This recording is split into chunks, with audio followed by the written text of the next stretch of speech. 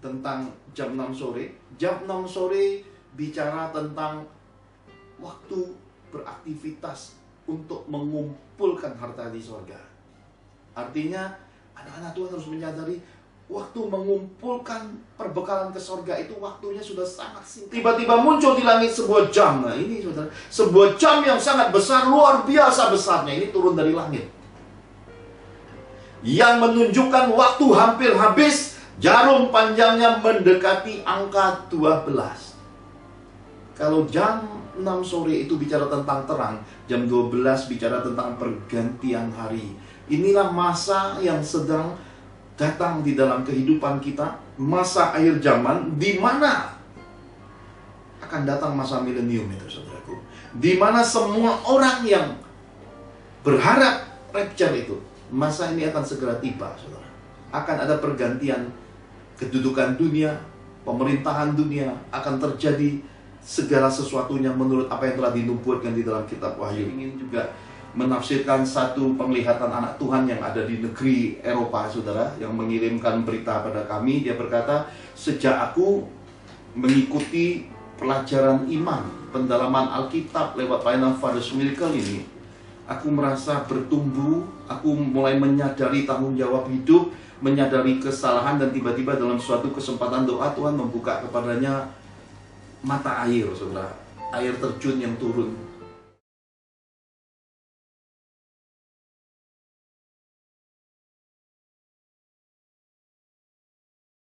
Buah jatuh nggak jauh dari pohon. Karena itulah dalam hidup ini saya beri sebuah password. Tuhan pernah berkata sama saya, aku berkenan dengan engkau karena engkau mendidik anak menurut kehendakku.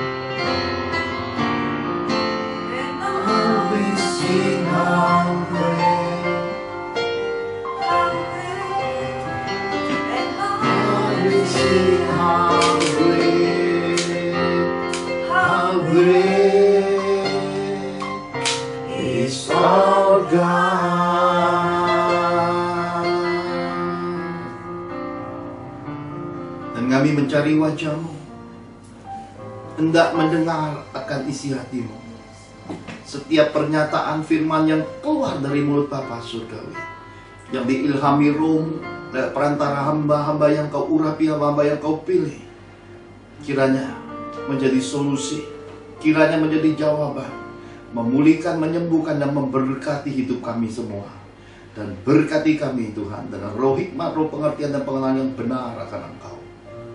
Adakan syukur di tengah-tengah kami, baik kami yang di dalam ruangan seisi keluarga Father's Miracle, semua saudara-saudara dan keluarga-keluarga seiman di dalam Kristus yang ada di seluruh belahan dunia yang mendengarkan secara live tayangan ibadah ini.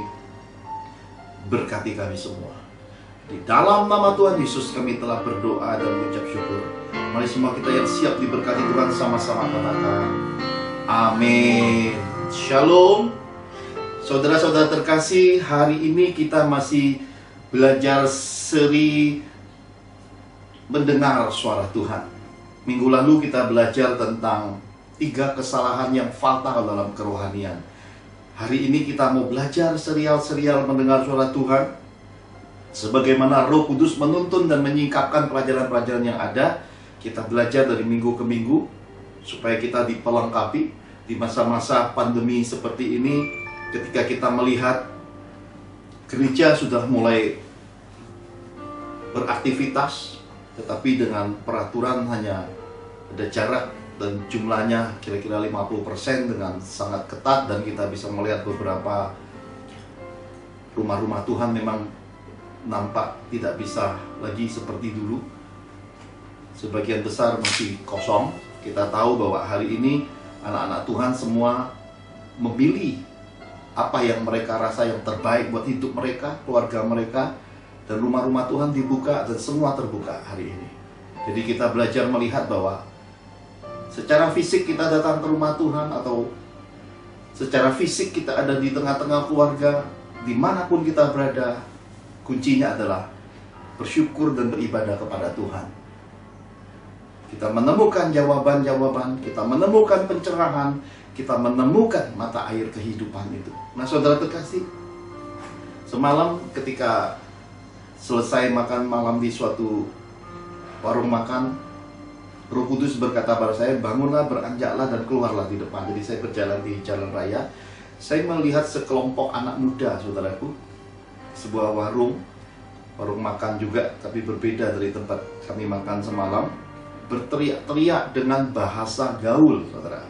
Yang saya dengar jelas sekali adalah kata-kata yang kotor. Isinya adalah bahasa-bahasa dan kata-kata kebun binatang. Bahkan kepunyaan mamanya pun disebut-sebut, dan kebiasaan di dunia prostitusi diangkat-angkat dari katanya dengan tertawa terbahak-bahak. Lalu Roh Kudus berkata pada saya, lihat nak, pergaulan yang buruk merusak moralitas. Pergaulan yang buruk yang tidak disadari dijadikan sandaran untuk hidup. Lalu Tuhan berkata, engkau tahu itu waktu engkau pertama kali menginjakkan kakimu di ibu kota. Ya saudara, banyak hal baru saya tahu persis, karena saya ini kan generasinya keturunan orang-orang dari pegunungan, saudara.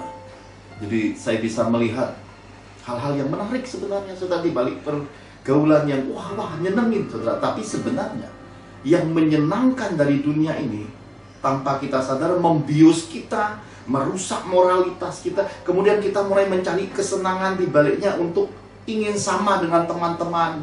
Kemudian kita merasa ingin diakui. Kemudian kita mulai mengucapkan yang melebihi yang aslinya.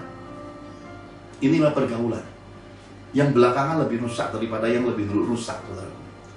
Lalu Tuhan berkata, bukankah lebih baik sejak masa mudanya setiap anak manusia hidupnya berperilaku menurut apa yang aku ajarkan dalam firman-Ku? Saya berkata iya dan amin, Tuhan. Jadi ada banyak hal yang kita akan sharingkan. Tentu saudara harus siapkan hati, karena beberapa hal dalam waktu dekat ini sudah saya lewati dalam pelayanan-pelayanan yang mulai terbuka, dan saya mau buka semuanya. Karena bahkan tadi pagi terbangun pun Tuhan bicara tentang saya, apa yang dilihat oleh Nabi Yehezkiel. Tapi bagian Nabi Yehezkiel ini saya tidak mau singkapkan lebih dulu, kita pindah ke minggu depan. Karena Tuhan berkata, lihat nak, saya pagi-pagi dibangunkan lalu dibuka, disingkap tentang bagaimana seorang Nabi Yehezkiel rambut jambulnya dipegang Bapa. Roh membawanya melesat melihat hal-hal yang luar biasa salehnya. Di depannya lahirianya, rutinitasnya, di dalamnya kejijikan, kata Tuhan. Di balik tembok, di balik bait Tuhan, para wanita menyembah Dewa Tamus. Ini adalah Queen of Heaven. Ada banyak orang hari-hari ini tidak menyadari bahwa kekristenan ini seringkali jatuh tersesat di dalam dunia Tamus, yaitu perkawinan. Karena Semiramis, Dewi Tamus ini sendiri menikah dengan anaknya bernama Nimrod, yang merupakan dewa matahari, saudara. Jadi di dalam kekristenan ini hati-hati sekali dengan yang namanya pemberhalaan, pengkultusan, dan ternyata isinya adalah jatuh di dalam dunia-dunia penyimpangan seksual, dunia-dunia penyimpangan etika dan norma. Dan nanti kita akan kupas minggu depan, saudara. Tetapi saya ingin juga menafsirkan satu penglihatan anak Tuhan yang ada di negeri Eropa, saudara, yang mengirimkan berita pada kami. Dia berkata, sejak aku mengikuti pelajaran iman, pendalaman Alkitab lewat pelayanan Father's Miracle ini, aku merasa bertumbuh, aku mulai menyadari tanggung jawab hidup, menyadari kesalahan, dan tiba-tiba dalam suatu kesempatan doa Tuhan membuka kepadanya mata air, saudara. Air terjun yang turun mengalir demikian derasnya. Lalu dia bertanya melalui Ibu Angel, tolong sampaikan ke Pastor Johan apa pemahamannya. Pemahamannya adalah Tuhan sudah mengembalikan kasih mula-mulanya kepada ibu ini. Karena selama ini mata airnya dibuang kemana-mana, di dalam penderitaan, di dalam rasa kasihan, di dalam keterbohongan, dimanipulasi. Dia tetap menguatkan hati di dalam penderitaan, sebagaimana Lot mengalami siksaan nurani dari perilaku yang di depan matanya. Kompromi adalah penyiksaan hati nurani di dalam kehidupan ini, saudaraku. Karena itu ketika dia mendengar suara kemurnian Injil Kristus, dia mendengar suara roh yang berpaut dengan firman yang mendasari kasih mula-mula, ibu ini bangkit, melepaskan semua masa lalu, meninggalkan semua yang mendukakan Tuhan, berbalik pada kasih mula hingga air terjun itu mengalir lagi. Seperti mata air, seperti air terjun yang tidak pernah berhenti, dia mengalami gelora rasa kasih. Jadi saudara terkasih, mentoring tidak sebatas kita harus ketemu jarak jauh pun. Ketika saudara merasa memahami suara Tuhan, mengerti bahwa ada Tuhan di sini, sebagaimana Naaman bawa begitu banyak persembahan dengan maksud ingin ketemu Nabi Elisa. Wah, sudahlah, ketemu dengan bawa persembahan mesti aku dikucek-kucek, ditumpangi tangan atau didoakan lewat telepon. Nah, saudara yang kejar-kejar pertemuan, kejar-kejar didoakan, jangan berhenti hanya sebatas untuk kecewa dan berkata susah ya, lebih mudah ketemu Tuhan. Orang-orang yang diurapi Tuhan, orang-orang yang dimiliki roh Tuhan, cara hidupnya tidak sama seperti banyak hamba. Mereka mendengar, mereka dipimpin, mereka dituntun. Terkadang Tuhan hanya ingin melihat seberapa sabar, seberapa tekun saudara mengetuk pintu, saudara mencari, seberapa tekun saudara meminta di hadapan Bapa. Naaman gagal, pulang dalam keadaan gagal, panas hati, merasa kok kekayaannya tidak dihargai seorang Nabi Elisa.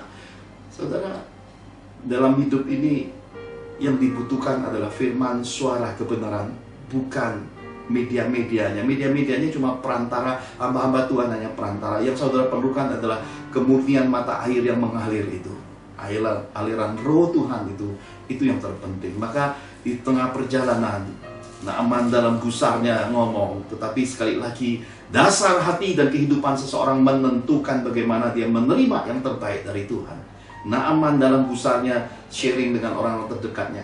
Sekali lagi, pergaulan banyak menentukan hidup kita. Pergaulan mempengaruhi masa depan kita. Pergaulan dan nasihat yang masuk di dalam hidup kita akan menentukan apakah kita dapat yang terbaik dalam kehidupan ataukah kita dapat yang terburuk di masa depan.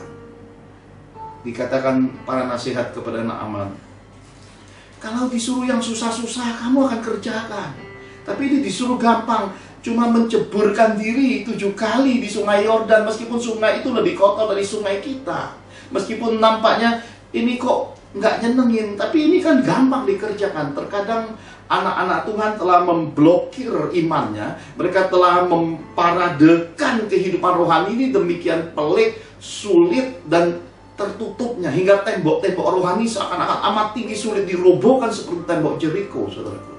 Sedangkan Tuhan itu penguasa, dia berdaulat, dia berkuasa, dan tidak ada yang sanggup menandingi kekayaan, kemuliaan, dan kebesaran dan kasih-Nya, saudara.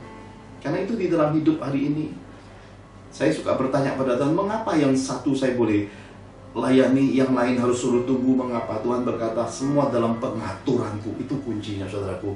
Semua dalam pengaturanku. Nah, dari mana kita tahu semua dalam pengaturannya? Ibu yang ada di Eropa ini nggak pernah berhubungan dengan saya lewat telepon atau apapun. Bu Angel yang selalu berinteraksi, lalu selalu membawa semua pergumulannya di dalam doa-doa keluarga besar Father's Miracle, hingga kita mengirimkan pelayanan-pelayanan malaikat. Saudara tahu apa yang terjadi? Ibu ini mengalami buah-buah mukjizat kemanisan dari Tuhan. Ada beberapa perkara ajaib dalam hidupnya yang dikatakan tidak mungkin, tidak bisa, tertutup semuanya. Tiba-tiba para malaikat bergerak, orang-orang datang, membuat semuanya jadi mungkin dan berkata, sudah nggak perlu ini itu, aku buka, aku beri. Ini Tuhan. Kita menemukan Tuhan, semua pintu tertutup akan terbuka.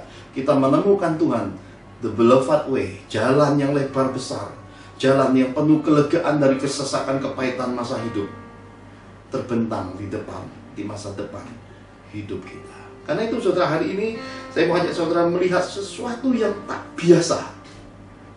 Mari bersama-sama kita lihat dulu kebenaran firman Tuhan melalui Injil Matius. Injil Matius pasal 10 ayat 34 sampai yang ke-36. Matius pasal 10 ayat 34 sampai 36. Yesus membawa pemisahan bagaimana mengikut Yesus. Jangan kamu menyangka bahwa aku datang untuk membawa damai di atas bumi. Aku datang bukan untuk membawa damai, melainkan pedang. Sebab aku datang untuk memisahkan orang dari ayahnya, anak perempuan dari ibunya, menantu perempuan dari ibu mertuanya, dan musuh orang ialah orang-orang seisi rumahnya. Amin. Saudara, kitab suci kekristenan, kitab suci Injil Kristus terbuka. Semua orang bisa baca, tapi untuk mengertinya, saudara harus mengalaminya. Karena di balik semua yang tertulis, di balik semua logos ini ada satu lagi bagian yang melengkapi, yaitu rema. Roh menghidupkan logos menjadi rema, dan setiap orang yang masuk di kedalaman rema mengalami dan akan mengerti tulisan-tulisan kitab suci Injil. Karena itu kalau saudara baca, Yesus tidak datang untuk membawa damai, akan punya perasaan seperti itu kalau saudara membuka kitab suci kekristenan ini dengan cara yang sekarep dewe, sesuka saudara. Sedangkan di dalam Injil Yohanes dikatakan, damai sejahtera ku tinggalkan, ku berikan kepadamu. Apa yang dunia berikan tidak sama dengan yang Yesus berikan. Seakan-akan bertolak belakang, karena di sini dikatakan, aku datang bukan untuk membawa damai, melainkan pedang. Serial mendengar suara Tuhan yang kedua ini kita akan belajar tentang pedang Tuhan. Karena pedang Tuhan itu untuk memisahkan. Ada sesuatu terjadi di dalam keluarga, ada sesuatu yang terjadi di dalam kehidupan pribadi, ada sesuatu yang akan memisahkan antara hati nurani dengan suara Tuhan, dengan suara batin, dengan suara-suara duniawi, suara-suara masa lalu, suara-suara yang akan menuntun masuk masa depan. Ada pemisahan di sana. Nanti kita akan menemukan terjadi goncangan dari pedang Tuhan ini, karena seisi rumah akan bermusuhan. Nah saudara, saya tekankan kuncinya lebih dulu, supaya saudara tidak jebak dalam pengkultusan, tidak terjebak di dalam kacung kampret rohani, yaitu ketika kita diperbudak, didoktrin, ditekan oleh pendapat-pendapat dan oleh ancaman orang-orang rohani. Saudara harus menemukan cara Tuhan, kenali Tuhan, jumpai Tuhan, dan tangkap dan alami semua maksud dan kehendak Tuhan, supaya saudara tahu bahwa di balik kehidupan mengikuti Tuhan, di dalam kehidupan iman di dalam Tuhan itu ada buahnya. Sebagaimana tadi saya sampaikan penafsiran air terjun seorang ibu di Eropa lewat pengajaran firman Father's Miracle, Injil Yesus dinyatakan bahwa buah-buah kehidupan yang manis dan jadi kesaksian yang luar biasa. Dan hari ini ibu itu semakin bergelora dalam kasih mula-mulanya. Meskipun benturan terjadi ketika dia memutuskan untuk balik pada Tuhan, meskipun perlakuan tidak menyenangkan secara lahiriah, secara fisik mengalami kesakitan, tetapi semua itu adalah harga di balik masa lalu ketika kita salah mengambil keputusan di dalam hidup, saudaraku. Baru-baru ini bahkan seorang anak muda minta nasihat kepada saya lalu melalui Bu Angel tentang jodoh. Nah, saya tekankan pada saudara-saudara terkasih, saya punya anak-anak juga. Di rumah ini ada 2 anak kandung, ada 1 anak Bu Angel yang saya anggap sudah seperti anak sendiri. Jadi ada di rumah ini ada 1 daughter of Jerusalem, ya, ada 2 prince of Jerusalem, ya. Jadi ada 2 pria di rumah ini, ada 1 gadis di rumah ini yang saya punya tanggung jawab moral untuk mereka mencapai jodoh Tuhan. Jadi ketika kalau saudara meminta pada saya nasihat tentang jodoh, saya pasti akan hati-hati sekali dan akan berpikir sebagaimana saudara juga seakan-akan anak kandung saya sendiri. Karena ketika nasihat keliru itu menyesatkan, menghancurkan masa depan, tanggung jawab di hadapan Tuhan berat sekali. Nah karena itu ketika saya sampaikan nasihat melalui Bu Angel, sesuatu disingkapkan, dibukakan di sana. Jadi jodoh itu nggak bisa beli kucing dalam karung, saudaraku. Nanti di video ini saya akan tunjukkan kepada saudara, seekor kucing bisa berlaku seperti seekor harimau. Nanti saya tunjukkan di video ini. Suatu sore ketika kami sedang berjalan dalam perbuatan-perbuatan kebaikan Tuhan untuk menyebarkan benih Tuhan, titipan anak-anak Tuhan, bahkan semayan anak-anak Tuhan, saya melihat sebuah pemandangan, seekor kucing berlaku seperti seekor harimau. Jadi kalau saudara punya jodohnya adalah Lion of Judah, garis keturunan Tuhan Yesus, tapi saudara memilih garis keturunan kucing, bukan dapat singa, bukan singa yang saudara dapat. Saudara, handphone yang ada di nomor ministry sebaiknya jam 10 sampai 12 atau jam 1 siang jangan dihubungi karena dipakai untuk live, saudara. Ini ada telepon yang masuk. Saya berharap semua anak-anak Tuhan memahami bahwa jadwal-jadwal yang ada mesti dipahami. Jadi kita nggak bisa surudak-suruduk, saudara ya. Apalagi pilih jodoh, apalagi punya keinginan-keinginan. Jangan paksakan. Ikutilah norma-norma, ikutilah protokolernya, ikuti aturannya, dan ikuti aliran rohnya. Saudara pasti dapat yang terbaik. Kalau saudara ikuti keinginanmu, nafsumu, apalagi di luar kendali penguasaan diri, nanti saudara kecewa sendiri. Sekali lagi saya sudah tekankan di dalam kekristenan ini, andalkan Tuhan, cari Tuhan, nanti Tuhan yang atur semuanya. Anak muda ini menemukan sesuatu yang membuka mata hatinya. Mana yang terbaik? Jangan beli kucing dalam karung, karena kucing pun meskipun di luar karung bisa nampak seperti harimau. Sungguh-sungguhlah dapatkan yang terbaik dari Tuhan. Karena itu saudara, kalau kita melihat apa yang dituliskan dalam Matius 10 ayat 34-36 ini tentang pedang Tuhan ini, di ayat-ayat berikutnya kita akan jabarkan, saudaraku. Nah, saya bagikan bagian pertama lebih dulu, nanti pada 5 dimensinya. Di dalam sesi minggu-minggu yang akan datang kita akan belajar bagaimana dilengkapinya 5 bagian ini, dan juga seperti tadi tentang apa yang Roh ajarkan tentang Nabi Yehezkiel, nanti kita juga belajar di minggu depan. Tapi kita melihat bagian ini lebih dulu, akan menyingkapkan kepada kita. Kita melihat bagian yang pertama. Barang siapa mengasihi bapa atau ibunya lebih daripadaku, ia tidak layak bagiku. Nah, pedang Tuhan itu memisahkan bagian pertama. Barang siapa mengasihi bapa atau ibunya lebih daripada Tuhan Yesus, tidak layak bagi Tuhan Yesus. Waduh, ini luar biasa. Kenapa luar biasa? Ternyata kasih Tuhan harus melebihi segalanya. Ini sulit, ini tidak mudah, dan ini selalu diperdebatkan. Karena kita melihat dalam kehidupan kerohanian ini sering hal-hal yang melukai terjadi. Kita melihat ada hal yang di luar parameter kemurnian, kesederhanaan Yesus telah membuat banyak orang rohani tersandung. Karena kita melihat ada, ya kita tidak tutupi, ada sekelompok, ya saya sebutlah sebagai pelayan-pelayan yang tiba-tiba bermateri dan tiba-tiba dipercayakan dan kemudian mulai hidup di dalam glamor, jet set. Lalu banyak anak Tuhan yang masih dalam keadaan minoritas, kekurangan melihat itu semua. Loh, persepuluhan yang kami beri, persembahan kami beri, ternyata seperti itu yang dikelolanya. Lalu kita mulai melihat suatu ketersandungan iman. Kita mulai merasa ketidakadilan dalam kerohanian. Nanti dulu, Bapak Ibu yang dikasihi Tuhan, kitab suci mengurung kita di dalam suatu keadaan. Yesus berkata, kamu sudah dapat upahnya di bumi. Jadi kalau ada para pelayan Tuhan sudah menikmati upah di bumi, nanti hitungan di sorganya beda, saudara. Ya, jadi saudara nggak usah khawatir. Keadilan Tuhan itu tidak memihak. Keadilan Tuhan itu seadil-adilnya. Dia tidak pandang muka dan dia tidak bisa disuap. Tuhan itu maha adil, penghakimannya ya dan amin. Dia nggak pandang muka. Jadi kalau saudara menderita di dunia dalam kebenaran, nanti di sorga upahmu berbeda. Engkau akan dapat yang lebih daripada yang tertulis bahkan. Kenapa? Karena perhitungan Tuhan adalah perhitungan yang tidak bisa dihitung secara manusiawi. Jadi saudara tidak usah tersandung. Saya selalu mengajarkan kepada banyak orang-orang rohani, menasihatkan, tidak usah lihat sisi manusianya. Saudara kerjakan bagian saudara dengan firman. Firman kembali dalam hidupmu. Engkau dan generasi garis keturunanmu menikmati semua penggenapan firman. Dan jangan khawatir. Karena itu kalau kita mengasihi Tuhan melebihi segalanya, kita tidak akan pernah dikecewakan. Kita tidak akan pernah lihat perbandingan, kita tidak akan membuat sebuah perbandingan, kita tidak akan beri alasan apapun untuk membuat akar pahit masuk dalam hidup kita. Karena kasih Tuhan yang besar.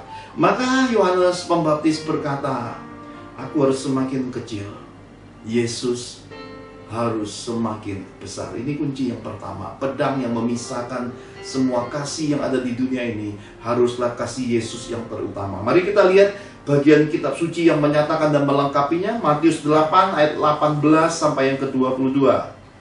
Ketika Yesus melihat orang banyak mengelilinginya, ia menyuruh bertolak ke seberang. Lalu datanglah seorang ahli Taurat dan berkata kepadanya, Guru, aku akan mengikuti engkau kemana saja engkau pergi. Yesus berkata kepadanya, serigala mempunyai liang dan burung mempunyai sarang, tetapi anak manusia tidak mempunyai tempat untuk meletakkan kepalanya. Seorang lain, yaitu salah seorang muridnya, berkata kepadanya, Tuhan, izinkan aku pergi dahulu menguburkan ayahku. Tetapi Yesus berkata kepadanya, ikutilah aku dan biarlah orang-orang mati menguburkan orang-orang mati mereka. Amin. Saudara, ini suatu keadaan yang dituliskan dengan pencerahan di dalam Injil Matius. Seorang Taurat berkata kepada Tuhan Yesus, Guru, aku akan mengikut engkau kemana saja engkau pergi. Dasar dari kehidupan orang Taurat ini adalah agamawi, di mana mereka melihat contoh dan model pakai jubah panjang, berdiri teriak-teriak. Nah, kekristenan pun hari ini masih banyak kacung kampret seperti ini. Kakam rohani di sini pengen semua orang melihat apa yang diperbuatnya. Roh agamawi itu masih banyak hari ini melingkupi, menjerat anak-anak Tuhan. Ingin selalu diekspos dan mereka nggak mau ambil bagian tersembunyi. Maunya selalu tampil, diakui, dan maunya kelihatan serba ini. Saya menjumpai banyak di dalam pelayanan ini orang-orang yang wah, sebenarnya di dalamnya keropos, hancur, saudara.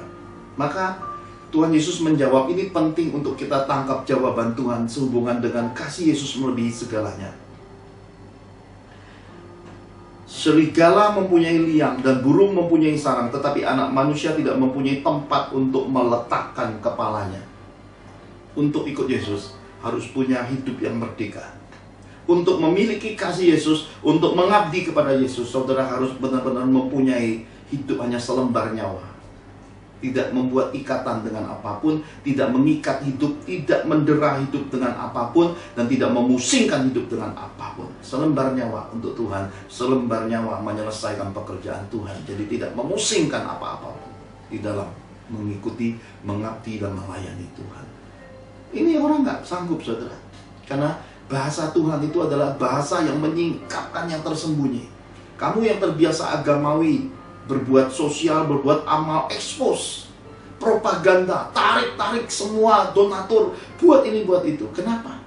Karena sudah biasa di dalam lingkaran agamawi. Jadi semakin kencang bicara, kita lupa bahwa kita ini dengan banyak orang isinya sama. Sama-sama diciptakan dari debu, lahirnya 9 bulan 10 hari, beda-beda berapa minggu saja, lebih cepat atau lebih lambat. Sama-sama punya gigi, sama-sama akan beruban, sama-sama akan keriput. Jadi janganlah merasa sebagai seseorang yang lebih dari orang lain. Rendahkan dirimu. Semakin besar, semakin jadi pelayan. Semakin mengabdi kepada Tuhan, harus semakin bisa punya suatu sikap rendah hati yang sungguh-sungguh. Hidup ini untuk memberi, bukan untuk menjerat dan propaganda untuk meraup. Hati-hati, saudaraku. Karena Tuhan pada satu dimensi akan berkata, nyala kamu pembuat kejahatan. Karena orang-orang yang mencuri, mengatasnamakan Tuhan ini di akhir zaman tidak punya tempat. Di tata penghakiman Yesus itu tidak punya tempat untuk berdiri, saudara. Jadi kita harus menyadari bahwa Tuhan sudah menyatakan kepada kita bahwa kasihnya harus melebihi segalanya. Kalau kamu sudah merasa barang lebih berharga dari berbuat kebaikan, itu kamu sudah terikat dengan barang, dengan keuangan, dengan kepunyaan. Kalau kamu merasa pelayananmu demikian agungnya hingga melebihi kasih sayang dengan keluarga, ya kamu sudah memberhalakan pelayanan. Kalau kamu merasa bahwa orang tua, keluarga itu segala-galanya melebihi Tuhan, mengalahkan jam doa, mengalahkan waktu kamu merenungkan firman, ya kamu sudah menempatkan kasih Tuhan, porsinya sudah urutannya sudah belakang-belakang sekali dari hidupmu. Maka dikatakan lagi muridnya, murid loh ini bukan orang agamis. Sekarang murid berkata, Tuhan izinkan aku pergi dulu kuburkan ayahku. Ini ayah loh, papa loh, dikuburi. Nah, Tuhan bilang apa? Ikutlah aku. Saudara, tahun 2020 ini banyak anak-anak Tuhan dalam kematian tidak sempat lagi pamit-pamitan. Beberapa meninggal langsung dikuburkan. Bahkan di negeri asal di Wuhan kami dengar ceritanya, sudah nggak bisa lagi dikuburkan. Di sana sistemnya adalah dibakar, jadi abu.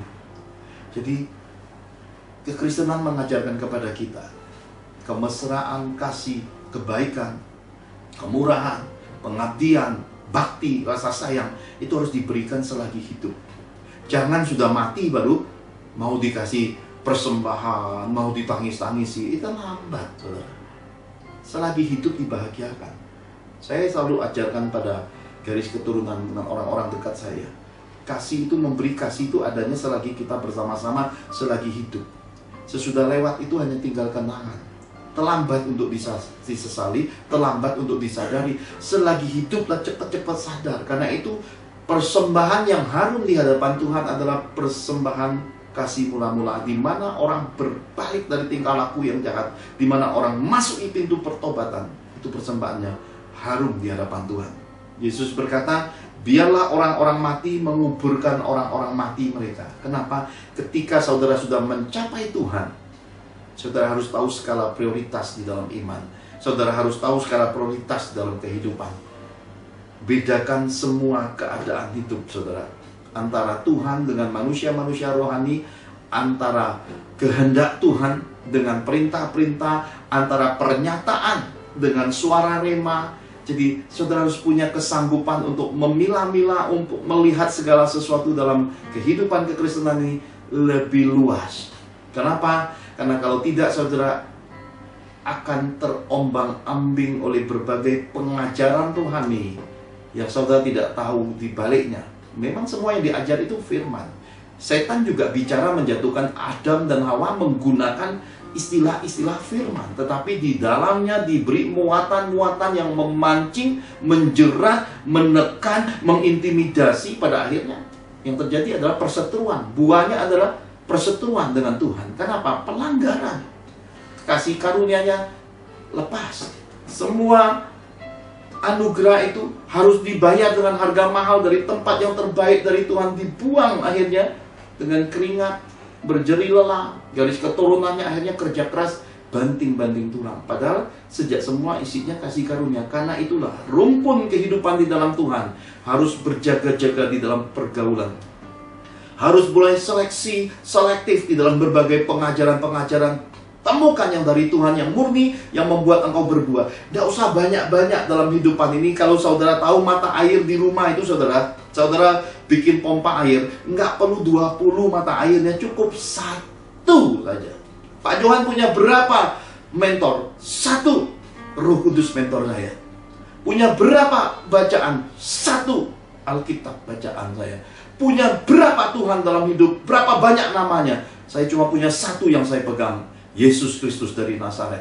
Saya nggak punya banyak, karena saya butuhnya 1. 1 aja melimpah-limpah, saudara. Buat apa berlebih-lebihan dalam hidup yang nggak perlu-perlu? Karena itu oleh berbagai-bagai pengajaran kesimpang siuran, pada akhirnya berbagai mata air itu, ada yang mata air manis, ada mata air asin, ada mata air kotor bercampur-campur. Akhirnya banyak anak Tuhan di hari pencobaan, di hari penghakiman jatuh hancur.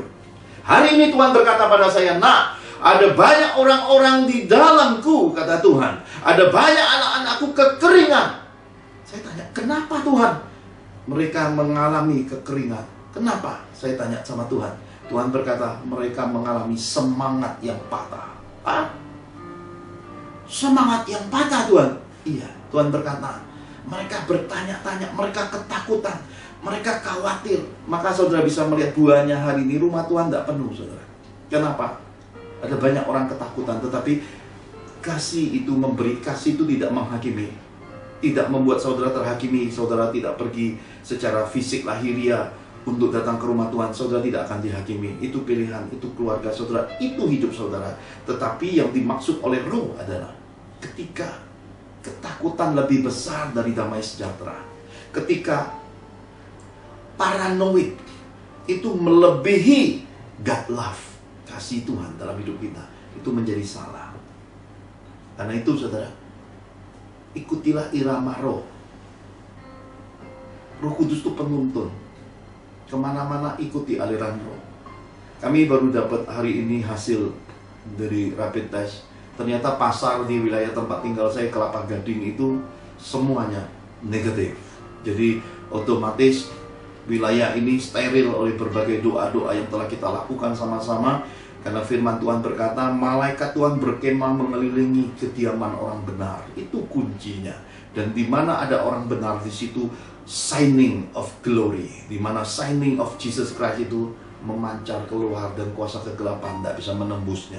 Dan gak usah diekspos hal-hal yang di dalamnya memang perlu doa tersembunyi. Kalau memang saudara dipakai untuk ekspos, saya harap saudara lebih baik masuk toa, saudara teriak sendiri di kamar mandi, itu lebih mudah diekspos, didengar sendiri, dan itu lebih bahagia saudara ya. Jadi belajarlah. Saya pelayanan pekabaran Injil bagiannya adalah memotong-motong, seperti yang Roh katakan, bagianmu motong-motong ranting-ranting yang gak berbuah. Nah, mereka mungkin gak bisa terima kalau dengar sedikit tersinggung. Semakin tersinggung, semakin menandakan saudara sangat agamawi. Semakin tersinggung, semakin gak bisa terima, semakin merasa kok gak nyaman. Nah, itu semakin menyatakan saudara, roh koreksi, roh kerendahan hati, roh takut Tuhan itu kecil sekali. Semakin saudara suka dengan suara pengajaran yang mengupas kemurnian, kejujuran, integritas, suara pekabaran Injil yang tulus, itu menandakan saudara memang sedang falling in love sama Yesus. Saudara memang benar-benar sedang ada di jalan, di dalam ketepatan kehendak Tuhan yang luar biasa itu. Yang kedua, bagian kedua, barang siapa mengasihi anaknya laki-laki atau perempuan lebih daripadaku, ia tidak layak bagiku. Barang siapa mengasihi anaknya laki-laki atau perempuan lebih daripadaku, tidak layak. Tadi orang tua, sekarang pedang Tuhan memisahkan garis keturunan. Orang tua generasi 1, kita generasi 2, anak generasi ketiga. Rumpun 3 bagian dipisahkan oleh pedang Tuhan. Kenapa dipisahkan oleh pedang Tuhan? Saya ingin bagikan sebuah urutan hidup tanggung jawab sebagai orang tua. Ini saya mau sampaikan karena Roh Tuhan ada jabarkan saya seperti ini. Kita ketika berkeluarga ada 5 hal penting tanggung jawab urutan sebagai orang tua, peranan kita sebagai orang tua. Yang pertama, membesarkan. Semua orang pengen anaknya besar. Apalagi hidup di akhir zaman ini, semua orang pengen anaknya tinggi, besar, gagah, dikasih vitamin, bahkan dibeliin alat, tarik-tarik kaki, tarik kepala biar tinggi, panjang ya. Ya, saudara mesti sadari kodrati, kalau memang saudara sendiri generasinya adalah generasi yang memang cebol pendek, nggak usah pengen anak-anak 2-3 meter saudara ya. Lebih tinggi dari saudara cukup lah, nggak usah tinggi-tinggi amat saudara ya. Ikuti aja irama hidup, nggak usah dipaksakan, nanti anakmu stres saudara ya. Jadi kalau memang kita juga lahirnya setengah mati dulu, dalam masa dibesarkan aja makannya susah, sekarang anakmu kamu cekoki makan, ya saudara sedang balas dendam sebenarnya ya. Dulu nggak bisa makan, sekarang anak saudara paksakan. Nggak usah begitu saudara, ngalir aja, santai. Anak-anak itu bisa ngerti kok. Saya bahkan ketika anak saya selepas kematian istri saya 8 tahun lebih, udah mendekati 9 tahun hari ini, saya buka kerannya, mereka makan gemuk. Tuhan bilang biarkan, nak. Saya biarkan ya. Bobotnya ngembang, celana, baju nggak muat, sendal nggak muat, membesar saudara. Tiba-tiba membesar. Lalu Tuhan berkata biarkan, nak. Saya tanya, kapan batasnya? Nanti dia sadar sendiri. Oh iya, puji Tuhan, puji Tuhan. Hari ini sadar. Kenapa? Kan mulai ada tumbuh bulu-bulu perindu saudara ya. Kenapa? Mulai diperhatikan teman ya, mulai orang cacingan dekat-dekat mereka. Ini namanya udah dunianya. Jadi papanya nggak perlu stres dengan perkembangan fisik, cukup memberi batasan hidup, makan besarkan, cukupi. Nanti mereka ngatur iramanya. Anak-anak itu ada Tuhannya. Jadi saudara harus tahu, bahkan dari kandungan bayi pun ada malaikat yang jaga saudara. Jadi biarkan. Hari ini lihat, mereka dandanin hidupnya sendiri. Mau kurus, mau langsing, mau tinggi, mau apa, terserah. Saya cuma ngikutin, saya cuma mantau sebagai orang tua. kita tidak ikut mengkontrol, tetapi kita jadi sahabat buat anak-anak kita, ya. Mereka mau sharing silakan datang, nggak mau sharing jalan sendiri silakan, resiko ditanggung masing-masing, ya. Hidup demikian indahnya. Sesudah membesarkan, kita mengajar anak. Ngajar anak, semua orang tua pengen beri yang terbaik. Kita sekolahkan anak-anak kita pengen anak kita demikian moderatnya, bahkan saking kita pengen modernnya teknologi, saudara ya. Kita sekolahkan anak-anak kita berbahasa asing. Semua pendapatan kita, keuangan kita benar-benar investasikan untuk anak kita belajar. Tetapi ada banyak kekeliruan terjadi ketika anak-anak belajar pada dimensi-dimensi asing. Mereka kehilangan sifat nasionalisnya. Mereka tidak lagi cinta bangsanya, tidak cinta Indonesia. Mereka mulai menerima semua hal-hal asing masuk dalam hidup mereka. Ini menjadi sebuah bencana bagi bangsa. Ada banyak orang tidak punya sifat nasionalis lagi. Kita mesti sadari ini kekeliruan, saudara. Kebahagiaan, kesuksesan, kemajuan itu bukan karena kita nyerepin yang luar-luar, saudara. Kebahagiaan itu bukan karena kita bergaul di luar, bukan. Adanya pada keluarga kita sendiri, adanya pada bangsa kita sendiri. Kita harus sadari semua itu. Dan saya sudah melihat juga sebuah pola kehidupan orang-orang yang punya materi, punya keuangan, sekolahkan anaknya keluar, saudara. Saudara tahu dalam hidup ini ada budaya, ada kultur, ada karakteristik, ada pergaulan, ada hal-hal yang dari luar bisa mempengaruhi generasi keturunan kita. Sebagian besar anak-anak muda kita yang berangkat di luar, yang sekolah keluar, yang tidak terpantau jauh dari orang tua, yang tidak dibekali dasar iman, hidup takut Tuhan, tidak didasari dengan pengenalan akan Tuhan. Sebagian besar jatuh di dalam dunia kemesuman. Pulang-pulang nggak hormat sama orang tua lagi, nggak lagi nganggap orang tua, dia nggak panggil pamah, panggil mama, saudara ya. Jadi akhirnya kita mengalami rasa sakit. Sakit yang mendalam, bukan dari luar, dari garis keturunan, dari anak-anak kita sendiri. Nah, yang jadi persoalan adalah banyak orang-orang Kristen tidak berani negur anak-anaknya.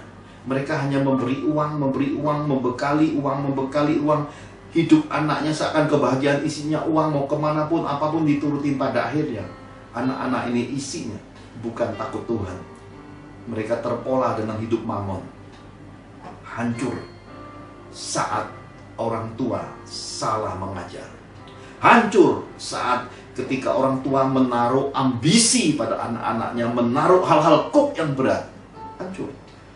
Saudara, saya kepada anak-anak saya cuma memberi pembekalan, arahan, pilihan tetap pada mereka. Bahkan untuk jodoh anak-anak saya pun, saya bukan orang yang sangat radikal, militan. Tidak. Saya adalah orang yang mengikuti kehendak Tuhan. Saya tidak pernah batasi jodohnya Rehwell, William, Richie dengan siapapun. Mereka pilih sendiri. Bagiannya saya hanya akan mengkonfirmasi itu jodoh atau bukan. Mereka pilih sendiri, saudara. Saya nggak mau anak-anak saya dijadikan generasi yang dijodoh-jodohkan. Saya nggak mau. Kenapa? Saya ingin anak-anak punya suatu kemandirian. Belajar, diajar, dan suatu hari mengajar garis keturunannya. Itu penting. Yang ketiga, mendidik. Ini yang terpenting, saudara. Mendidik anak. Seringkali dalam kehidupan kita nggak mau keluarga kita geger, kita tidak mau keluarga kita ribut. Kita lebih baik nutupi persoalan kita. Udahlah, pokoknya damai. Nanti dulu, saudara. Seringkali kita kompromi dari kehidupan keluarga ketika sebenarnya kita membiarkan satu hal asing masuk. Biarkan. Kita nggak berani tegur anak kita nggak berani tegur mantu kita nggak berani tegur cucu kita, karena kita berpikir nanti kalau kita tegur, ntar nggak ada lagi lo uangnya, nggak ada persembahan, nggak ada kunjungan lo, nanti jadi geger, nggak enak semua lo. Saudara, pedang Tuhan menyatakan untuk mendidik anak, saudara harus siapkan konsekuensi. Kenapa? Teguran itu lebih berharga dari kasih tersembunyi, apalagi lebih yang dari kompromi. Teguran itu penting. Kalau anak salah mesti ditegur. Kenapa? Karena jalan hidup seperti pohon. Kalau saudara nggak rapikan, tidak akan menuju ke arah cahaya. Dia akan lari kemana-kemana, pada akhirnya kering dan mati. Apakah saudara ingin anak-anakmu seperti itu? Tuhan lewat pedangnya menyatakan bahwa kita harus siap memotong kelakuan, perbuatan, cara berpikir, cara bersikap anak-anak kita yang salah. Mesti dipotong. Jangan dibiarkan. Kenapa? Karena kita tahu bahwa semua yang kita jalani dalam kehidupan itu akan turun ke anak cucu kita. Buah jatuh nggak jauh dari pohon. Karena itulah dalam hidup ini saya beri sebuah password. Tuhan pernah berkata sama saya, aku berkenan dengan engkau karena engkau mendidik anak menurut kehendakku. Jadi password ini penting. Kalau saudara tidak mencapai itu, saudara, nanti di hadapan Tuhan pertanggungjawabannya juga berat terhadap harta pusaka. Nah, ini kembali lagi, bukan harta orang, harta kita sendiri, bukan berupa uang, tapi berupa jiwa-jiwa.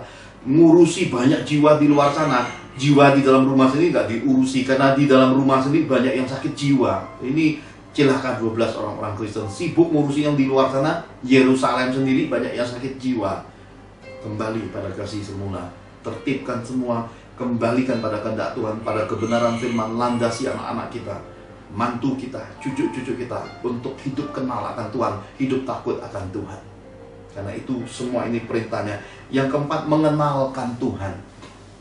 Sudah kita didik, kita kenalkan Tuhan. Kalau kita tidak kenalkan Tuhan, ya kita sudah salah sejak awal, saudaraku. Anak-anak kita nggak usah dikenalkan ke yang lain-lain. GoFood, dia bisa kenal sendiri, saudara ya. Nggak usah, saudara, nggak usah terlalu banyak keinginan kenal teknologi. Teknologi itu bisa datangi anak saudara, ya. Untuk belajar baik itu sulit, tapi untuk belajar rusak nggak usah dikenalin. Untuk rusak itu gampang banget. Makanya anak-anak kita selalu kenalkan dari mulai hal-hal biasa. Ayo bangun tidur, terus mandi, sikat gigi. Kita kenalkan awal-awalnya susah, tapi lama-lama jadi terbiasa, ya. Tapi untuk mereka rusak, saudara biarkan, sebentar juga malas lagi sikat gigi. Nah, itu hal-hal kecil, sepele, tapi bisa jadi sebuah yang membandingkan bahwa betapa pentingnya dalam hidup kita kenalkan Tuhan. Untuk anak-anak kita mengalami, tahu. Ternyata sejarah kitab suci, semua nabi-nabi Tuhan itu lewat pengenalan. Lain, saudara, kalau saudara cuma denger, nggak ngalami, nanti lama-lama bisa ngutip-ngutip, akhirnya yang salah-salah terkutip, ujung-ujungnya jadi sebuah patokan yang sesat. Alangkah baiknya umat Tuhan mengenal Tuhan secara pribadi. Alangkah luar biasanya bila umat Tuhan mengalami Tuhan secara pribadi. Dan saya diberi sebuah pesan sama Tuhan, kalau mengajar, membimbing, harus mengajar dan membimbing sesuai dengan porsi Tuhan, apa yang saya sudah alami. Yang kelima, meneruskan estafet hidup. Saya selalu cerita ke anak-anak saya tentang nenek moyangnya. Nenek moyang kami bukan pelaut, saudara. Dan sering dapat nyanyian, nenek moyangku seorang pelaut. Bukan, saudara. Bukan. Nenek moyang kami rata-rata adalah perantau dan petani, saudara. Ya. Dari rumpun keluarga istri saya, mertua saya perantau. Dari tanah Medan masuki Bangka Belitung, jadi orang besar di Bangka Belitung. Kakek saya di gunung, nanam lada itu bergunung-gunung, saudara. Bahkan saya masih kecil duduk di gini pun jarak 1 meter itu pohon lada, saudara. Jadi masa kecil saya itu udah biasa lihat tanaman lada itu gunung, bukan hektar, gunung-gunung. Jadi saya beritahukan ke anak-anak rumputnya mau masuk ke mana, mau jadi generasi petani ada rumputnya, mau masuk dunia politik, dunia pengusaha, rumputnya semua ada. Jadi kita mesti beritahukan anak-anak kita bahwa tongkat estafet mana yang kamu mau bawa di dalam hidupmu. Kita ajarkan, kita beritahukan. Dan saya suka cita melihat beberapa teman-teman, saudara-saudara seiman di medsos itu menuliskan rumput nenek moyangnya orang-orang besar. Saya berkata luar biasa. Bukan hanya bagi anak cucunya, dia membagikan semua estafet itu untuk mengilhami, untuk menyemangati anak-anak Tuhan yang lain. Ini luar biasa, saudaraku. Nah, karena itulah di dalam bagian yang kedua ini, di dalam Amsal 6 ayat 23. Amsal 6 ayat 23. Karena perintah itu pelita dan ajaran itu cahaya, dan teguran yang mendidik itu jalan kehidupan. Amin. Teguran yang mendidik itu jalan kehidupan. Perintah itu pelita, ajaran itu cahaya, firman. Kita harus mendidik anak kita, menegur anak kita, mengkoreksi anak kita menurut firman. Saya ingin saudara memahami segala sesuatu yang dinasihatkan Tuhan hari ini tentang hubungan kita dengan anak-anak. Itu harus didasari kasih, firman, koreksi, contoh, keteladanan, buah, dan pada akhirnya wasiat hidup. Estafet itu dilanjutkan anak-anak cucu kita. Supaya apa? Supaya kehidupan ini generasinya disebut Allah Bapa, Allah Anak, Allah Roh Kudus, Allah Abraham, Allah Ishak, Allah Yakub. Generasi keturunannya berlanjut-lanjut di dalam Tuhan, memuliakan Tuhan, memasyurkan nama Tuhan, dan hidupnya jadi berkat bagi seisi dunia ini. Bagian yang ketiga. Bagian yang ketiga, barang siapa tidak memikul salibnya dan mengikut aku, ia tidak layak bagiku. Bagian ketiga Tuhan berkata, pikulah salib. Kalau tidak pikul salib, tidak layak. Salib itu lambang apa sih saudara? Salib itu lambang kutub. Salib itu adalah kutub bangsa Roma. Orang yang disalibkan dikatakan terkutuklah orang yang mati di atas kayu salib. Saudara, ada banyak orang memperdebatkan kok Tuhannya orang Kristen mati, karena nggak ngerti. Hidup kita ini hidup terkutuk, saudara. Kalau saudara mau menyadarinya sedikit aja, saudara beri hatimu rongga untuk melihat dirimu, betapa kotornya manusia. Adakah di antara saudara yang tidak pernah berbohong? Adakah di antara saudara yang tidak pernah buat kesalahan? Adakah di antara saudara yang tidak pernah melanggar norma? Semua orang buat itu selagi hidup. Ada di antara saudara yang nggak munafik? Semua orang punya daya tarik seperti itu. Ada di antara saudara yang merasa dirinya super. Kalau orang buang kotoran itu bau, dan saudara kalau buang kotoran keluarnya itu mungkin pisang goreng. Nggak ada bedanya, saudara. Kita semua memiliki keburukan, karena kitab suci berkata semua manusia di muka bumi ini telah kehilangan Allah. Mereka kehilangan kemuliaan Bapa surgawi. Mereka kehilangan semua kodrat itu. Kenapa? Telah jatuh di dalam dosa. Semua orang melanggar, semua orang berbuat kesalahan, semua orang berbuat dosa. Karena itu saudara, kotor kita. Maka Yesus memberi beban salibnya. Barang siapa tidak memikul salib, tidak layak buat Yesus. Nah, kita lihat penjabarannya 1 Korintus 9 ayat 24-27. Demikian firman Tuhan. Tidak tahukah kamu bahwa dalam gelanggang pertandingan semua peserta turut berlari, tetapi bahwa hanya satu orang saja yang mendapat hadiah? Karena itu, larilah begitu rupa sehingga kamu memperolehnya. Tiap-tiap orang yang turut mengambil bagian dalam pertandingan menguasai dirinya dalam segala hal. Mereka berbuat demikian untuk memperoleh suatu mahkota yang fana, tetapi kita untuk memperoleh suatu mahkota yang abadi. Sebab itu, berlari tanpa tujuan, dan aku bukan petinju yang sembarangan saja memukul, tetapi aku melatih tubuhku dan menguasainya seluruhnya, supaya sesudah memberitakan Injil kepada orang lain, jangan aku sendiri ditolak. Amin. Ini gambaran salib Yesus tentang hidup kita pribadi, tentang pelayan-pelayan Tuhan, tentang kehidupan orang-orang Kristen. Bahwa mahkota kita itu bukan fana, tapi mahkota abadi. Dan semua pelayan, semua hamba, semua anak-anak Tuhan, semua yang terlibat di dalam amanat agung Yesus Kristus untuk memberitakan Injil, itu harus menguasai tubuhnya, menguasai seluruhnya, supaya jangan ada penolakan dari Tuhan. Karena itu salib Yesus menggambarkan kepada kita harus punya kesadaran tertinggi dalam mengikut Tuhan. Saudara, ini penting. Saya pernah bagikan kepada saudara tentang mimpi seorang anak Tuhan yang menyatakan bahwa jam besar itu sudah menunjuk ke arah jam 6 sore akan selesai. Itu bagian pertama. Ternyata tidak berhenti titik itu. Kami dapat kiriman mimpi pewahyuan dari Tuhan dari Palu, saudara ya. Shalom buat semua saudara dari Palu. Ini mimpi yang Tuhan kabarkan lewat kota Palu. Kesaksian mimpi ini lewat seorang anak Tuhan. Saya bermimpi air laut meluap. Saya bangunkan anak saya, lalu terdengar suara dari langit. Nah, ini lagi malam nih keadaannya, bermimpi. Laut meluap, bangunin anaknya. Lalu terdengar suara dari langit, siapkan dirimu, waktu kedatangan Tuhan sudah sangat-sangat singkat. Suara malaikat itu ditujukan kepada semua orang karena saya melihat ada banyak orang di tempat itu. Nah, ini mimpinya kan mirip. Kalau bagian pertama yang saya sampaikan beberapa waktu yang lalu tentang mimpi anak Tuhan dari Kota Kembang, Kota Bandung, tentang jam 6 sore. Jam 6 sore bicara tentang waktu beraktivitas untuk mengumpulkan harta di sorga. Artinya anak-anak Tuhan harus menyadari waktu mengumpulkan perbekalan ke sorga itu waktunya sudah sangat singkat.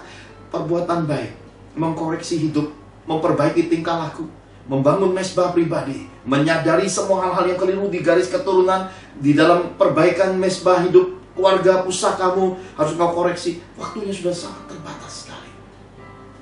Ini yang lebih luar biasa.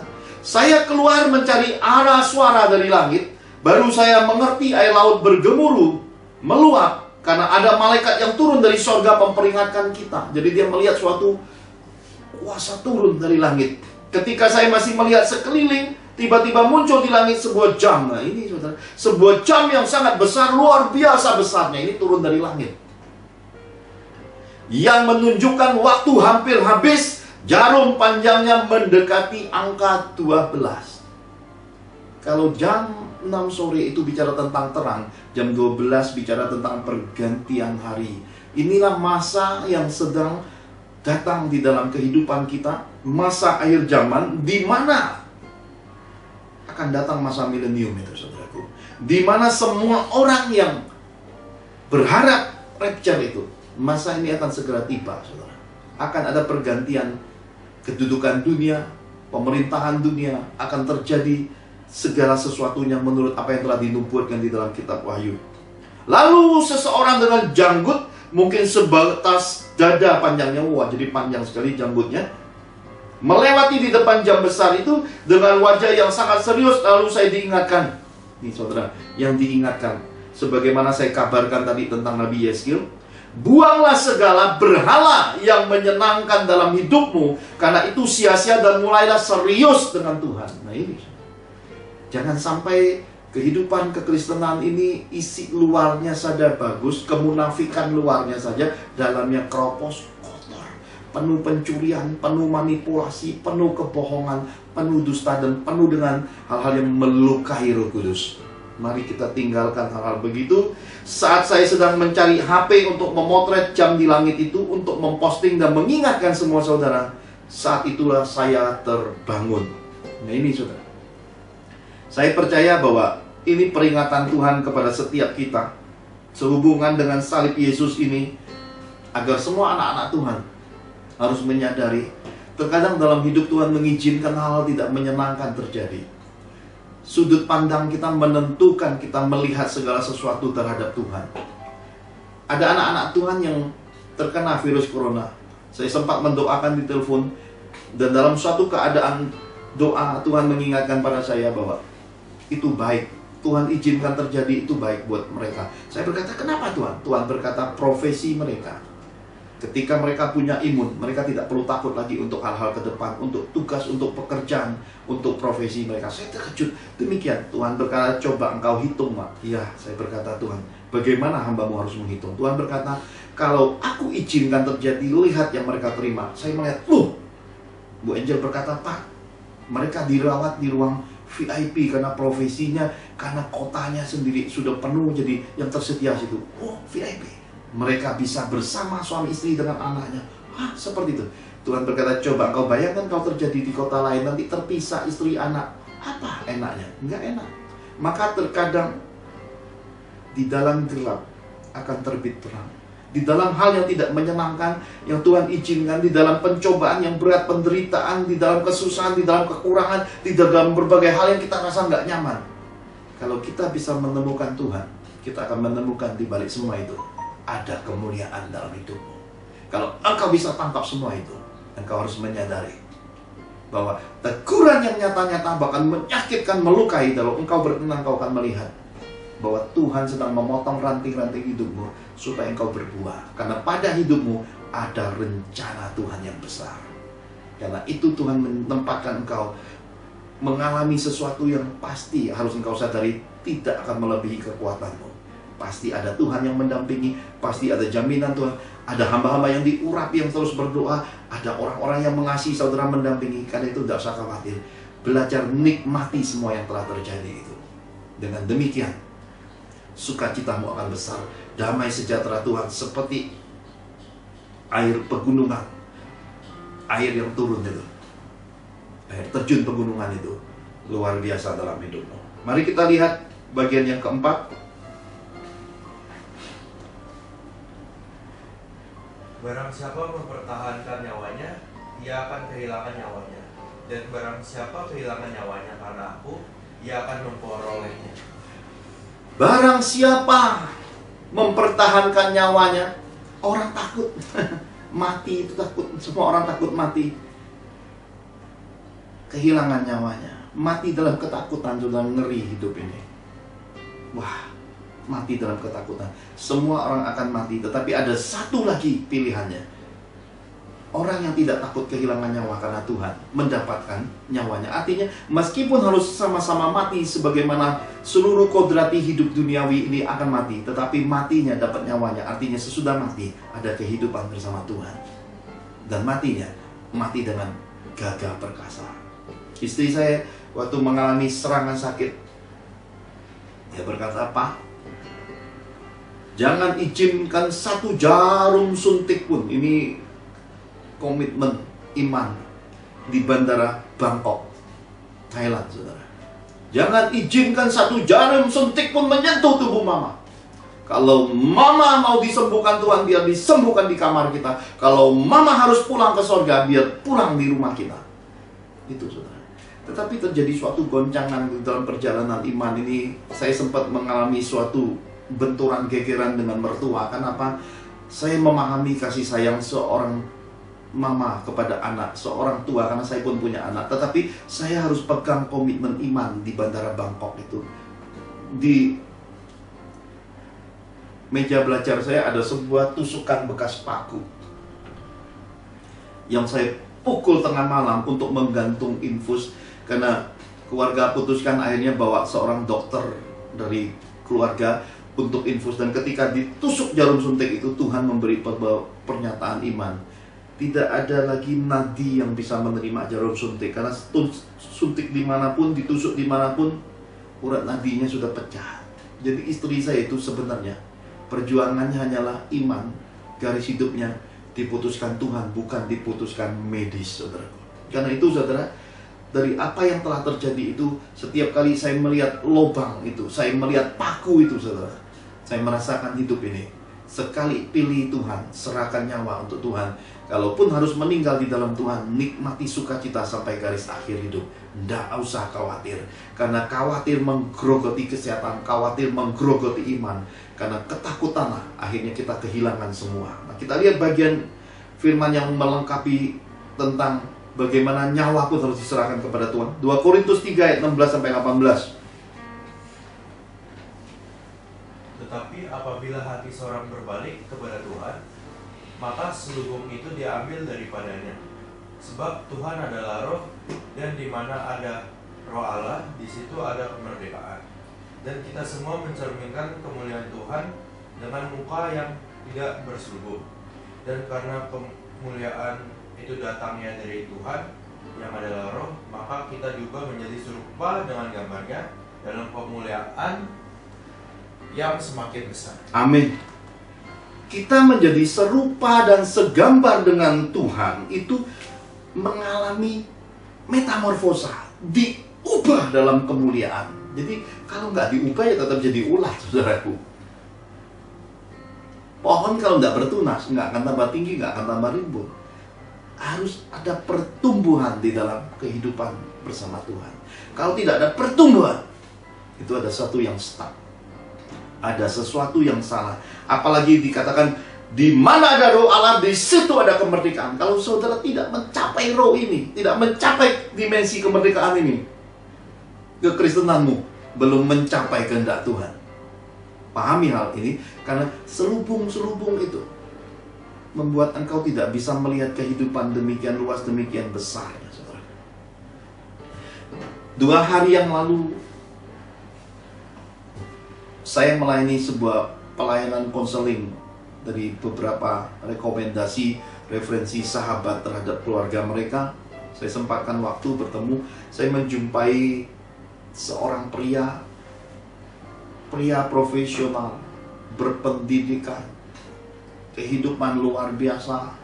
Seluruhnya dari aspek apapun, orang ini adalah orang hebat di dalam sekuler. Betul. Saya pandangi, saya lihat cara bicaranya. Izinkan saya saksikan sedikit bagian ini untuk anak-anak Tuhan memahami, supaya saudara jangan masuk pada dimensi di mana orang yang di baliknya sendiri setengah mati, saudara kejar sesuatu yang setengah mati itu, saudara. Ketika sedang bicara, tiba-tiba saya melihat penampakan setan penguasa, saudara. Karena itu saya enggak jalani pelayanan konseling itu sebatas hanya teori ini itu, karena dimensi roh. Jadi saya masih tunggu waktu, ikuti tuntunan Tuhan. Jadi kalau saudara request pelayanan konseling sana sini, tidak semudah hanya sebatas kirim WA, kirim SMS atau lewat telepon. Terkadang yang terbaik adalah jumpa, saudara. Karena itu setiap kali saya pelayanan singgah di gereja-gereja Tuhan di berbagai kota, berbagai bangsa, itu kesempatan buat saudara sebenarnya. Karena pada masa-masa begitu pintu anugerah terbuka, ada banyak anugerah dan kemurahan Tuhan ketika kita bisa ketemu, saudara. Jadi saya pandangi, kemudian saya sampaikan, saya berkata, ada suatu kabut gelap menyelimuti hidupmu, bahkan penguasa-penguasa ini membuat engkau kehilangan damai, dan ini saya sampaikan semua, dan terbuka sekali. Semuanya dimulai dari kekosongan. Ada suatu statement, dan ini akan menjadi sebuah parameter kekristenan kita hari ini, apalagi masa pandemi ini. Kalau semua hamba-hamba Tuhan, semua pemimpin gereja-gereja bisa tangkap ini waktunya untuk kita melihat suara Tuhan yang murni tentang penilaian rumah Tuhan hari ini. Dia berkata, aku tuh ngerasa kosong di gereja. Pergi pulang aku gak rasa apa-apa, aku rasa hatiku kosong. Saya kaget. Dan di dalam kekosongannya, di suatu keadaan di dalam dunia profesional sekulernya, dia bertemu dengan wewe gombel. Apa namanya? Kalau di dalam penampakan rohnya jelas itu wewe gombel, saudara ya. Saya nggak tahu lah, saudara kasih istilah sendiri aja apa itu. Ketemunya di lift, saudara. Cuma ditawari sebentar, terkenang-kenang. Dan begitu saya periksa jalur rohnya, saudara, ini wewe lagi. Ya wewe aja lah, saudara ya, jangan sebut yang lain. Ini wewe punya mistik kuat dan selalu main mistik. Dan lalu saya singkapkan begini. Kemudian pria ini berkata, aku udah ikut dia ke sana mandi kembang, ke kuburan keramat, ke sana. Jadi saudara, ketika orang kehilangan kasih Yesus, dia punya kekosongan. Ketika orang punya kekosongan, semua hal yang baik dalam hidupnya itu jadi bodoh. Dan semua hal-hal yang teramat bodoh itu pun dia kerjakan, saudara. Kenapa? Dari satu tempat mandi, dari satu tempat keramat, pindah sana pindah sini, dengan tujuan untuk supaya berhasil, sukses. Padahal hidupnya sudah sangat sukses, sudah sangat berhasil. Mau kejar apa lagi? Itu yang namanya kacung kampret, diperbudak oleh roh-roh ilah-ilah dunia ini. Padahal roh-roh dunia dan ilah-ilah di dunia ini adalah isinya roh-roh yang miskin. Lalu saya berkata, coba lihat, saya bukakan covernya. Dia bilang, gimana Pak Johan? Dimulai dari rasa kasihan. Iya Pak, betul Pak. Sesudah rasa kasihan, mulai ada satu pertemuan-pertemuan dan curhat-curhatan. Iya Pak. Lalu sesudah itu mulai ada suatu belayan-belayan. Makanya belalai itu milik gajah, saudara. Nggak usah ikut-ikut punya belalai, saudara. Ya nggak usah, karena itu ingat, harus ada jarak. Maka pandemi ini mengajarkan kepada kita lain jenis yang tidak punya hak, yang tidak punya bagian-bagian hidup yang dijodohkan Tuhan. Jaga jarak, saudara. Karena belalai-belalai itu bahaya, pada ujung-ujungnya setan singgah. Dan ketika setan singgah, ujung-ujungnya saya berkata, kamu lihat kan, dari rasa kasihanmu akhirnya membuat kamu tertekan karena orang itu bengis. Terkejut ya.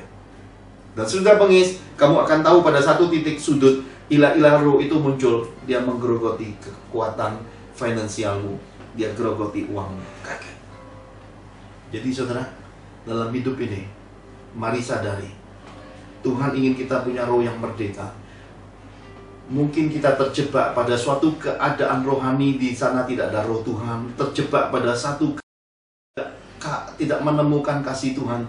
Bahkan seorang rasul iman, rasul kesembuhan sebesar Smith Wigglesworth, di dalam tulisan bukunya dia mengakui dari satu tempat rohani dia merasa ada fire, dia ke situ, kemudian kering kosong, dia pindah lagi, pada akhirnya dia menemukan fire-nya adalah di dalam kamar, di dalam hidupnya, di dalam dirinya sendiri yang tersembunyi. Allah bangkitkan, Yesus bangkitkan apinya, jadi seorang abdi Tuhan, hamba Tuhan yang luar biasa. Saya sampaikan, dan pada satu titik pria ini berkata, Pak Johan, aku jujur, sebenarnya aku sudah sampai kepikiran mau bunuh diri, Pak. Saya terkejut, saudara. Terkejutnya sampai satu titik. Hah? Saya sempat, Jadi yang saya lihat, yang nampak casingnya luar biasa secara sekuler, secara dunia profesional ini, saudara, di dalamnya keropos. Meskipun labelnya anak Tuhan, ternyata jerat itu membuat dia melepaskan Yesus dan berakhir. Ketika kita melepas Yesus, berakhirnya mau bunuh diri. Kita bisa melihatlah di dunia ini, ada banyak sekali tokoh-tokoh melepaskan Yesus, lari kemana-mana, pada akhirnya kehancuran demi kehancuran. Turn back to Jesus. Saudara dengar ini. Turn back to Jesus. Turn back to Jesus. Balik arah kembali pada Yesus. Lalu saya berkata, sesuai dengan pimpinan roh, di luar sana orang ngais rezeki, kerja setengah mati, bahkan ngais sampah untuk makan bertahan hidup. Bagaimana mungkin kamu dengan kelebihanmu bisa makan minum, punya ATM, bisa bayar makan minum, bunuh diri? Kamu sangat tidak mensyukuri hidup. Saya berkata, dia terkejut. Dia berkata, apa kamu lupa dengan istrimu? Ya itulah Pak, saya lemah, suka dibentak-bentak istri. Nah ini persoalan kita di dalam kekristenan ini. Ada banyak suami di rumahnya seharusnya dapat kasih sayang, seharusnya dapat dukungan, yang diperoleh adalah tekanan.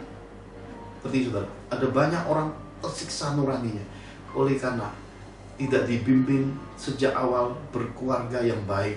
Peranan suami, peranan istri, kedudukan seterata, bagaimanakah tatanan berkeluarga menurut kitab suci, menurut Tuhan, itu tidak dibimbing. Pada akhirnya seperti ini.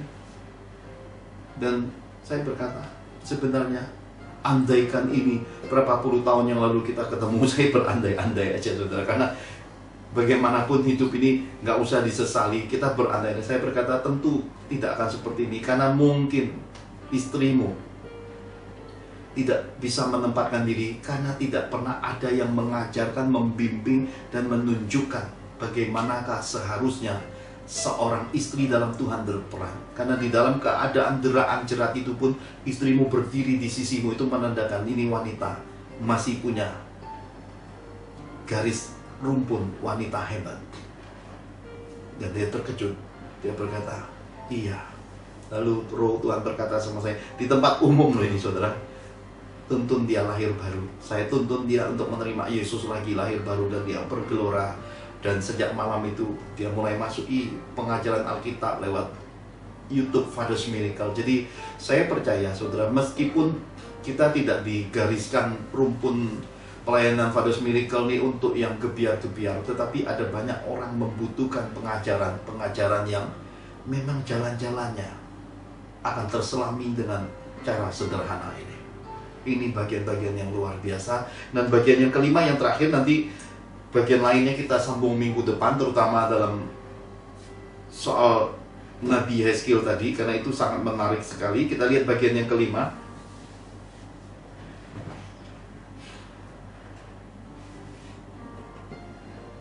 Barang siapa menyambut kamu, ia menyambut aku. Barang siapa menyambut kamu, dia menyambut Yesus. Hidup sebagai duta Tuhan. Sesuatu yang luar biasa. Kita lihat firman yang melengkapi, yang menyatakan bagaimanakah seharusnya kita hidup sebagai duta Tuhan. Kejadian 12 ayat 1-3 ini tentang Bapak orang beriman. Kejadian 12 ayat 1-3. Abraham dipanggil Allah. Berfirmanlah Tuhan kepada Abraham, pergilah dari negerimu dan dari sanak saudaramu dan dari rumah bapamu ini ke negeri yang akan kutunjukkan kepadamu. Aku akan membuat engkau menjadi bangsa yang besar dan memberkati engkau serta membuat namamu masyhur, dan engkau akan menjadi berkat. Aku akan memberkati orang-orang yang memberkati engkau dan mengutuk orang-orang yang mengutuk engkau, dan olehmu semua kaum di muka bumi akan mendapat berkat. Amin. Hidup sebagai duta Tuhan haruslah hidup benar. Hidup benar bukan hanya di mata sesama, karena ada banyak kali kekristenan ini terjebak pengennya diakui, pengennya disanjung, pengen gebiar-gebiar kemunafikan. Hidup benarlah secara benar di hadapan sesama, terbukti berbuah dan benar, bukan hanya lewat kata-kata, tetapi hidupnya dapat dikecap kemanisannya, juga harus benar di hadapan Tuhan yang tersembunyi, saudara. Jadi kehidupan kekristenan ini kualitasnya tinggi, bukan sebatas ya kita buat-buat. Ini benar-benar sesuatu yang ya dan amin. Saya lihat ke sini, saya lihat.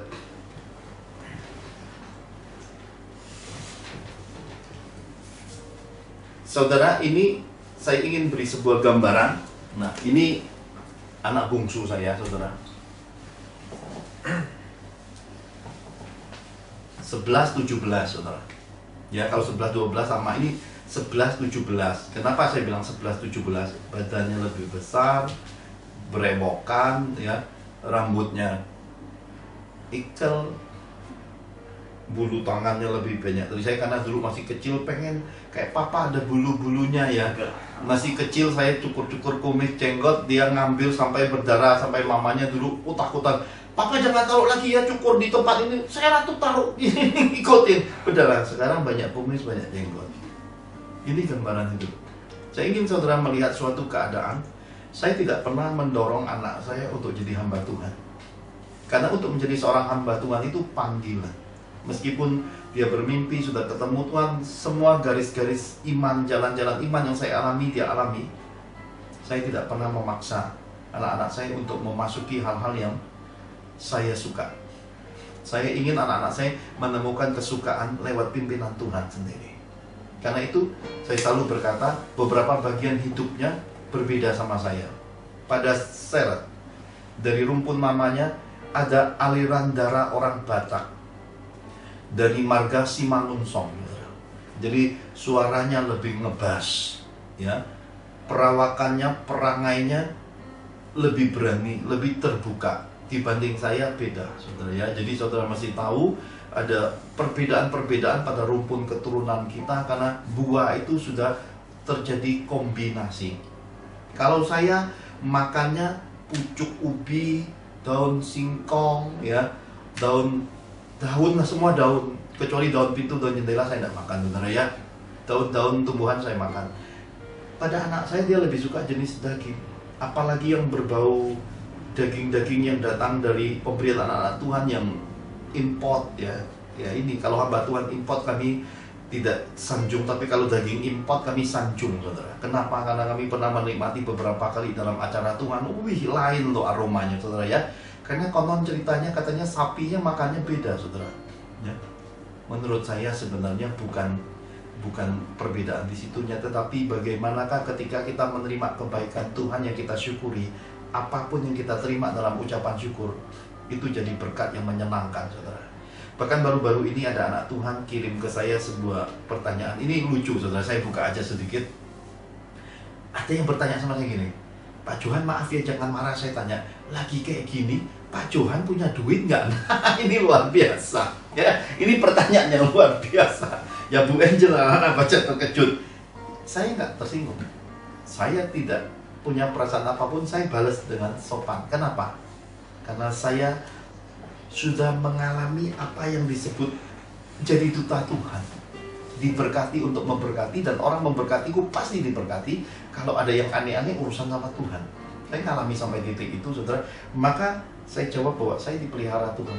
Hari itu saya terima, minggu ini loh saudara, hari itu saya terima, besoknya ada orang kirim uang ke rekening saya, saudara. Luar biasa ya.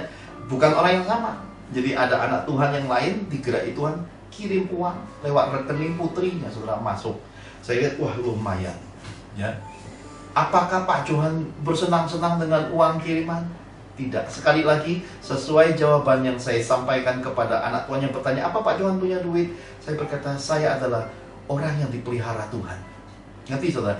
Arti kata dipelihara adalah bukan kita yang menentukan, Tuhan menentukan hidup kita, Tuhan yang mengatur hidup kita, Tuhan yang ambil keputusan dalam hidup kita. Karena itu kita ngikut aja, hidup itu sudah ada jalannya dari Tuhan. Dan saudara tahu apa yang terjadi? Pada suatu kesempatan sesudah saya konseling 2 hari yang lalu, selesai, Tuhan bilang pergi ke ATM. Saya tanya, untuk apa Tuhan? Tuhan berkata, sampaikan kepada anakku. Jadi saya bilang, Bu Angel, aku bayar listrik ya? Iya Pak. Saya ketik listrik. Dan saudara tahu hari ini, seluruh kehidupan di tempat kita, tanah air kita, rakyat Nusantara lagi ribut. Kenapa? Kenapa? Karena tagihan listrik naiknya katanya 200, hampir 200, ya 2 kali lipat. Dan saya begitu pencet tagihan listrik, benar saudara, naiknya hampir 2 kali lipat, saudara. Mungkin 6-70% kenaikan. Wih, saya terkejut. Pemberian itu malah nggak cukup untuk bayar listrik. Nah itu saudara mesti pahami. Saya bicara terbuka, tidak perlu tutupin apapun, karena kekristenan seperti kitab suci. Kalau saudara baca kitab suci terbuka, tidak nutupin apapun, karena tidak ada kepalsuan di baliknya. Kita akan selesai, kita akan sambung minggu depan. Saudara lihat bagaimana syarat berdoa, berdoa dari hati. Saya tidak pernah ajarkan cara berdoa, biar dia belajar sendiri, dan Tuhan yang menjadi gurunya. Dia akan tutup dalam doa, dan saya akan tutup di dalam doa berkat. Mari kita berdoa sama-sama. Tuhan, terima kasih atas firman yang telah Engkau berikan, yang telah Engkau sampaikan melalui hamba-Nya Tuhan. Firman ini akan kami lakukan, kami dengar selalu dalam hidup kami. Terima kasih atas pimpinan-Mu Tuhan, selalu ada di dalam setiap permasalahan dalam hidup kami, senang, duka, Tuhan. Terima kasih atas berkat-Mu yang telah Engkau berikan Tuhan. Sekarang kami sudah selesai ibadah, pimpin kami, dan kami sudah berdoa dan mengucap syukur, haleluya, amin. Amin.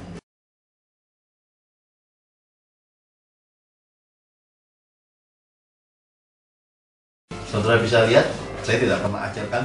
Saya setiap kali berdoa selalu berkata hambanya. Yang sering kali mengucapkan hambanya ini adalah saudara-saudara seiman di kota Papua. Ya, jadi Serat ini ternyata hatinya ada tarikan Papuanya, saudara ya. Shalom buat semua saudara-saudara kita yang ada di Papua. Luar biasa. Mari kita berdoa, kita angkat kedua tangan kita. Firman-Mu termaterai bagi setiap kami. Anugerah-Mu besar, kami telah mendengar isi hati-Mu Tuhan.